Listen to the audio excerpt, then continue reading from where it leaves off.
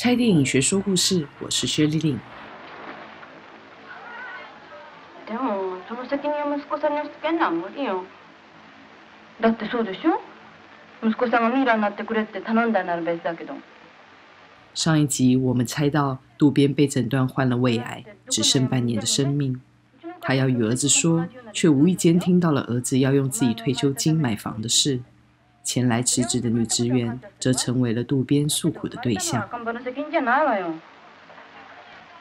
でも課長さんどうしたんですか？私なんかに息子さんの悪口言ったりして。いやその。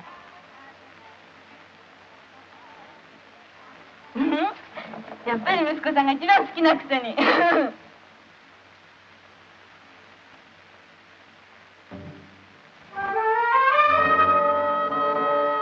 回到家后，渡边决定要将患病的事和儿子说。実はそのお前にちょっと聞いてもらいたいことが。実はそのもっと早く。しかし大変この嫌な話で。お父さん、もうそういうことは。ただ今日おじさんとも相談してきたんですが、こういう問題を一つ後腐れないように事務的に片付けておきたいですな。例えばお父さんの財産に対する我々の権利にしても前もっていざこざにないようにしとかないと、現にこう4、5日の間に5万円も使わされてるじゃありませんか。今時の若い女は。お前何を。お父さん、僕たちはあんたの自由意志を尊重してるんですよ。いいですか。あっさりこの年がいもない本当を認めてるんですよ。ただほんの常識的な条件を持ち出してるだけじゃないですか。風の身にもなってやってください。いや、風はいいとして風の里のことも考えてください。大体そういう関係の女を家へ連れてくるなんて非常識すぎますよ。おまけに部屋で手を握ったり、林さんに言われて僕はどんな声していいかわからなかった。结果却是被儿子误会，再次伤透了心。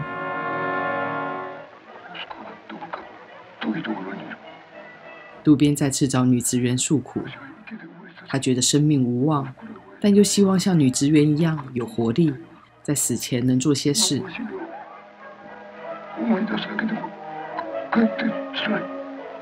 だって私なんかどうして？しかしその君は、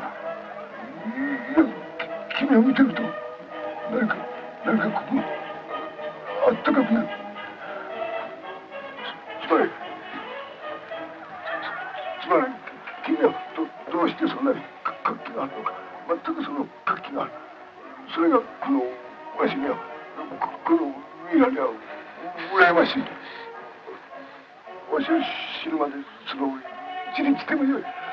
そんなふうに生きてその生きて知りたい。それでなければとても知れない。つまりこのわしは何かすることが、いや何かしたい。ところがそれがわからない。ただ君はそれを知って、いや知らんかもしれんが、現に君は。だって私別に。いやおっしゃってくれ。どうしたら君のように。だって私ただ働いて食べてる。それか。それだけよ。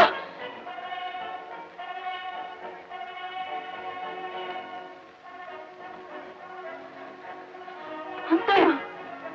私ただこんなもん作ってるだけよ。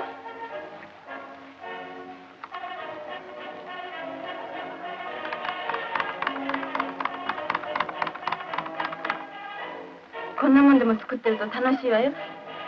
私これ作り出してから日本中の赤ん坊と仲良しになったような気がするの。ねえ課長さんも何か作ってみたら。役所で一体何を。そうね、あそこじゃ無理ね。あんなとこやめてどっか。女职员离职后，在一家玩具工厂工作。她的话点醒了渡边。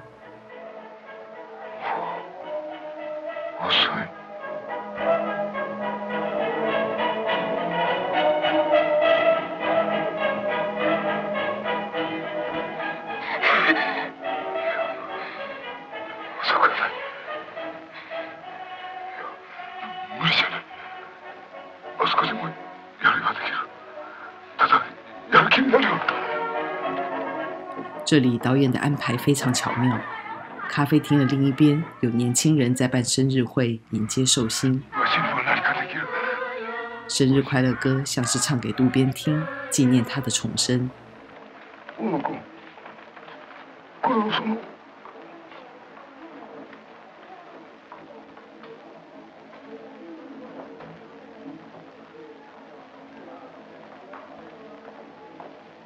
しかしどこかへ。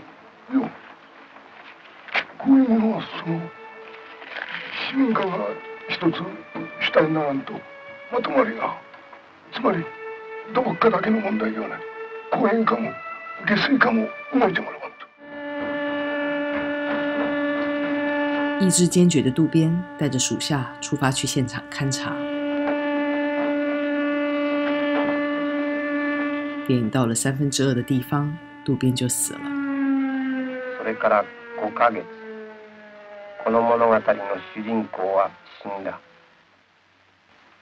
渡边是怎么死的？当时发生了什么事？黑泽明导演用前来吊唁的人的谈话与回忆，一一拼凑出来。这也是电影最后的高潮。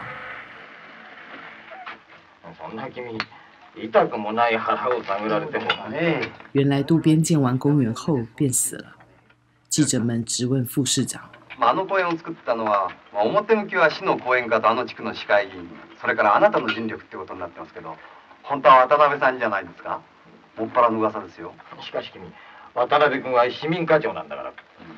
ところが公園を作る仕事は公園課の主管事項でね。それは分かってます。しかしですね、何度か立ち消えになりそうになったあの計画を最後まで粘ってまとめ上げたプロモーターは誰かってことですよ。あの地区の人たちはそれは渡辺さんだって信じてますが、その渡辺さんが自分の作った公園で死んだってことに異様な関心を持ってますよ。それはどういう？つまりそれ以前にいろいろ疑問があったわけですからね。例えばあの公園の開園式の時のジャークさんの祝辞にしても、あの中には渡辺さんのことは一言も出てこない。あれは祝辞じゃないって近所の人が言ってましたよ。じゃあなんだね。選挙演説ですかな。记者走后，副市长为自己开脱。どうもね。新聞記者のものの考え方や神経は、いや、これは一般的に言えることだが、その役所というものについて無理解なのは困ったもんだね。役所の機構というものを知らなすぎる。例えば黒江町の小公園にしても、世間にあれを渡辺君が作ったと考えている向きもあるようだが、これはおかしな話でね。いや、個人の通夜の席で、またご子息や親戚の方を前にしてこんなこと言うのもどうかと思うが、これは渡辺君にしても本意ではないと思うのであえて言うのだが、あの公園を作るには渡辺君は大変な尽力をした。その熱意には全く頭が下がったよ。しかしそれはあくまで市民課長という職権内のことでね。大家在副市長面前頻々点頭贊同。つまり市民の要望を取り継ぐという市民課の仕事を超えて、市民課長が公園を作ったというような話は、役所の機構を知ってるもんとっちゃ全くナンセンスだよ。これは個人も苦笑してると思うんだが。但接着马上打脸副市長。黒江町の方たちがぜひお仕起こさせてほしいっておっしゃってるんですが。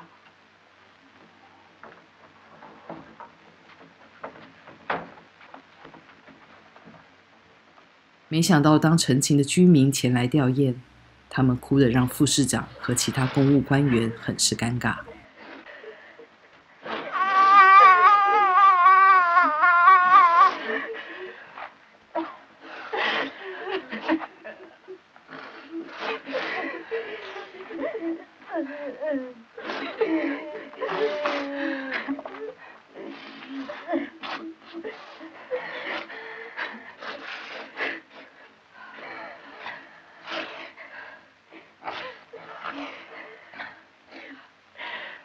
等居民和副市长离开后，同事们谈论回忆起渡边。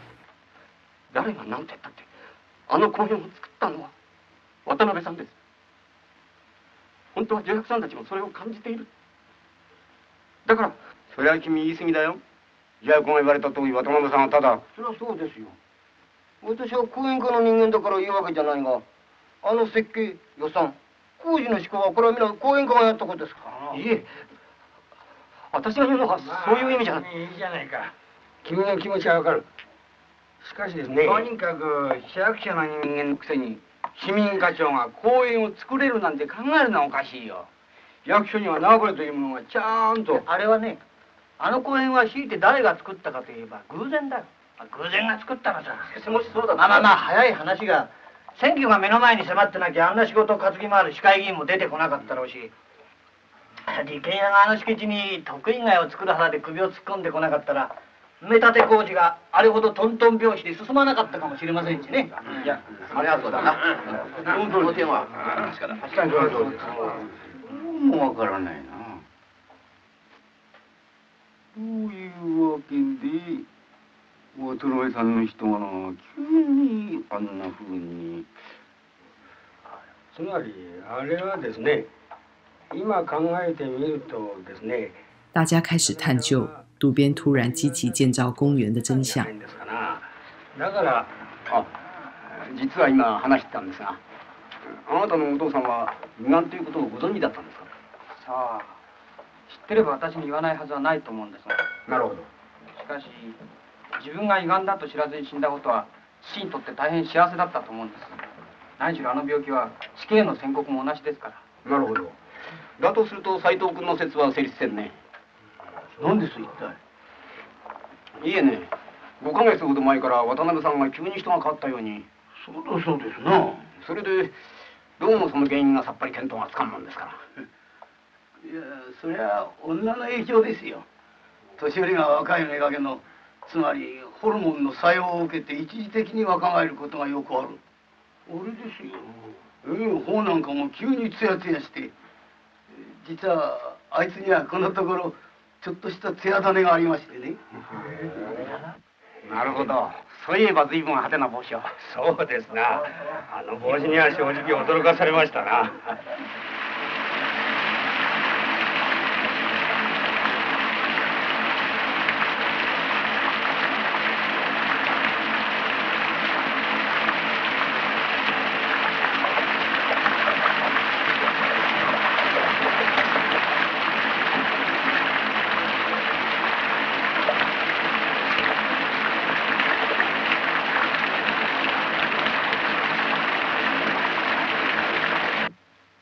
とにかくですね、その熱心さというものは少し常識外れなほど。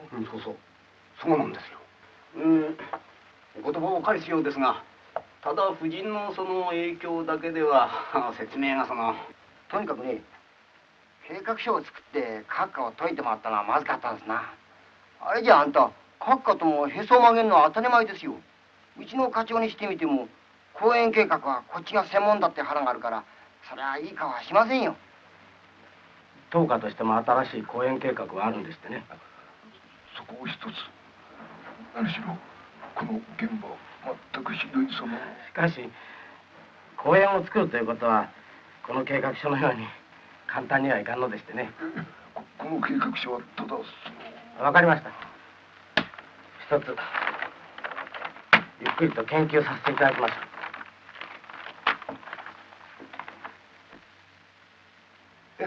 しかしですね、結局ですね、公園課長も渡辺さんのあの不思議な粘りには。そういえばそうですね。いや、あれにはうちの課長も参っておりましたよ。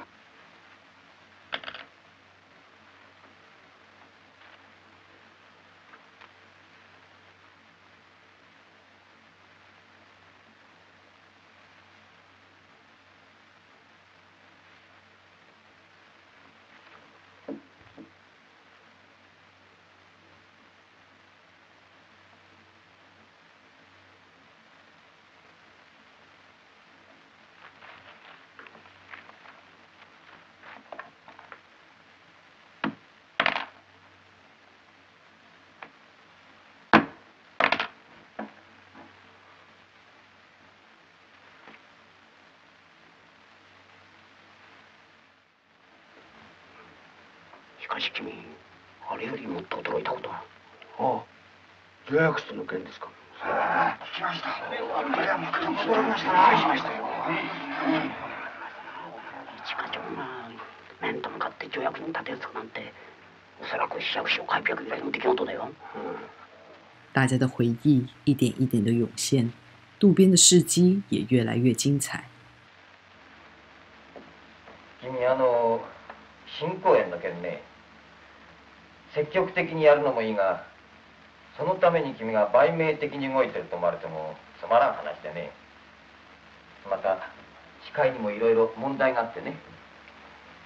まあこの際あの件は見送っておくのが一番無難だね。ゆうべね、仲川弁解があったんだが、どうも今時の芸者には度肝を抜かれるね。最初からおしまいまでむっつり黙ってるやつがいるんだよ。呆れとおかみに聞いてみたら、学生のアルバイトだって言うんだが。こりゃいい。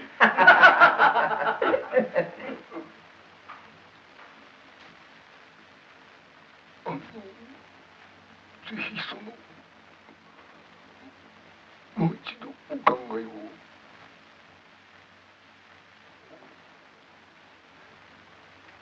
君、今なんて言った？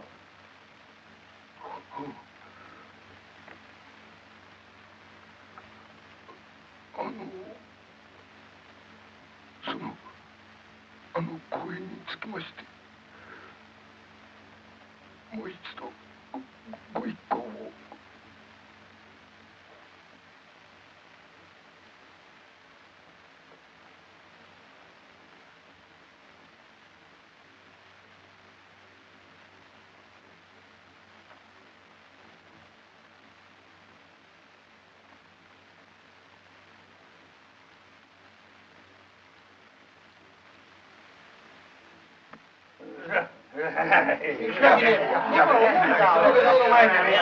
大家辩论起了渡边的作为。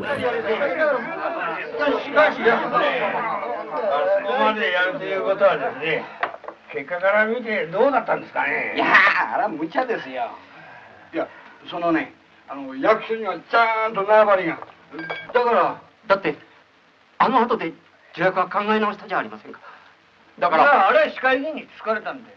つまり偶然さ。全てを君みたいに渡辺さんの熱意で割り切ろうとするのは、センチメンタルすぎるや。センチメンタルか。そうかな。僕にはそうは思いません。とにかく渡辺さんの熱意が通じないんだったら世の中闇ですよ。闇だよ。第一、渡辺さんの姿を見たらまるで仕事だけで体を支えてる、そんな風だったじゃないですか。僕は時々ゾッとしたくらいですよ。いつだったか僕は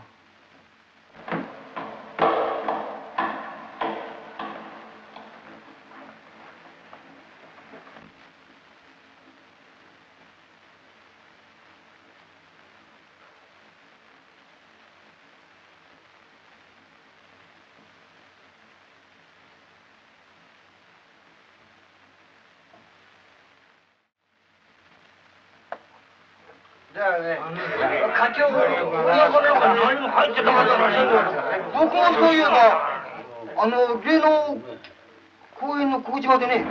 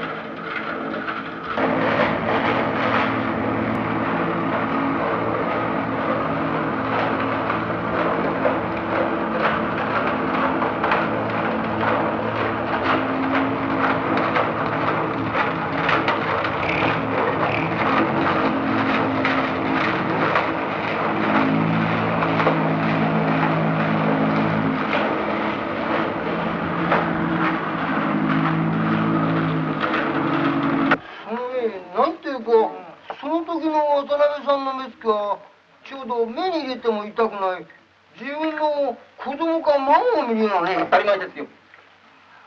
あの公園の育ての親は渡辺さんなんですか？いや、渡辺さんは自分が胃がんだったことを知ってたんだよ。いや、確かに。でも、いえね、今急に思い出したんですがね。とにかくこれは少しひどすぎますよ。もう2週間も通ってんですからね。同じことを2遍も繰り返して説明してるのに、せめて予算があるのかないのかぐらい言ってくれたって。大体総務課ってのは意地が悪すぎますよ。どうせ出す金ならそれも自分の金じゃあるまいし、なんとかもう少し気持ちよく。しかし君。だって課長は腹が立たないんですか？こんなに呼びつけにされて。いや、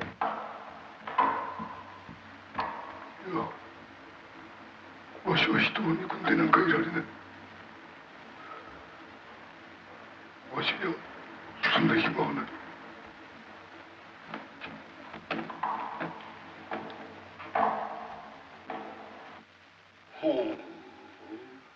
するとですね、そういえばですね、私も思い当たることが。导演用大家的回忆闪回，拼凑出渡边死前最后的时光。おお、美しい。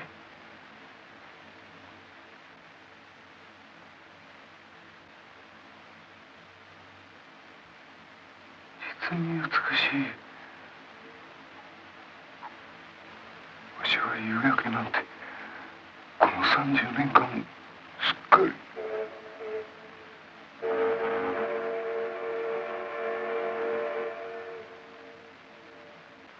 いや、しかしわしにはもうそんな暇はない。そんな何一つできないような仕組みの中でですね、しかも胃がんと戦いながらですね、渡辺さんはあれだけのことを成し遂げたんだ。それですよ。それを言いたいんですよ、僕は。いや、だから僕は腹が立つんだ。だからそれを言いたいんだって。その渡辺さんがだ、何にも報いられることだ。ああ、まったく命を懸けた渡辺さんの気持ちを考えるとですね、その功績を横取りしてやった人間じゃないよ。予約とはっきり言え。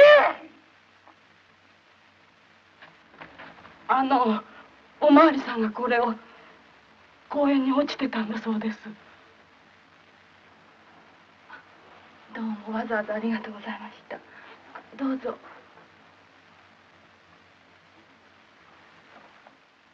僕は昨夜パトロール中に新公園で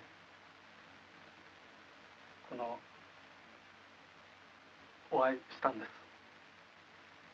10時、いや11時近かった。ブランコにしかも雪の中で僕は酔っ払いかと思って、いや僕の職務怠慢です。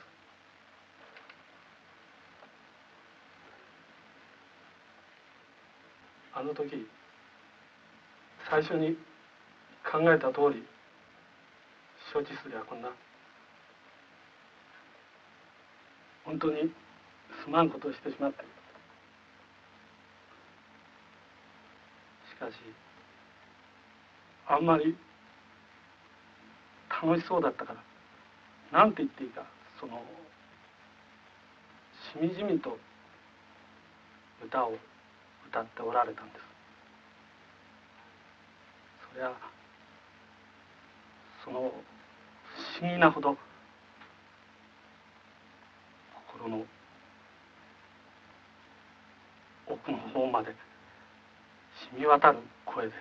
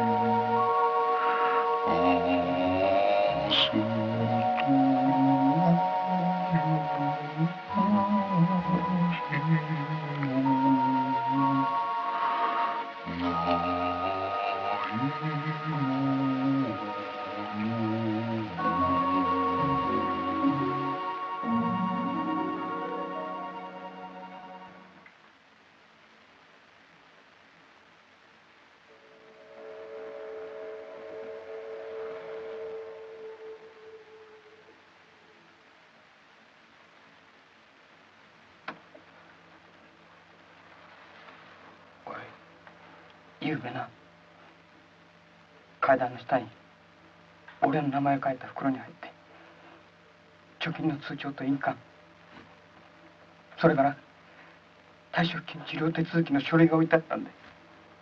じゃあお父さん公園に行く前に。でも親父もひどいな。儿子哀痛没有尽到孝心，让父亲默默离世。另一边，同事们被渡边的精神所鼓舞。僕はね、生まれ変わったつもりでやるよ。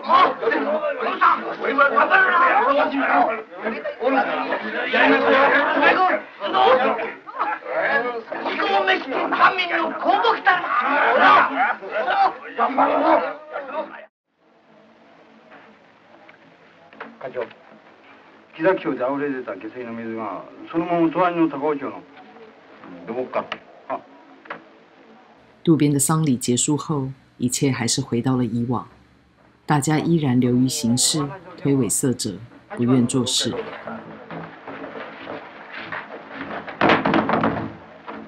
黑泽明导演用一位公务员之死说了大实话：当还未死到临头时，人们根本不会改变。很多时候，我们知道的事实也是由别人转述的，而这样的叙事手法被黑泽明导演用影像剪接传达得让人身临其境。原来故事也可以由他人的述说来完成。今天的影片告一段落，喜欢的朋友请按赞、留言、分享。希望修丽令猜电影能对你学习电影知识及说故事有所帮助。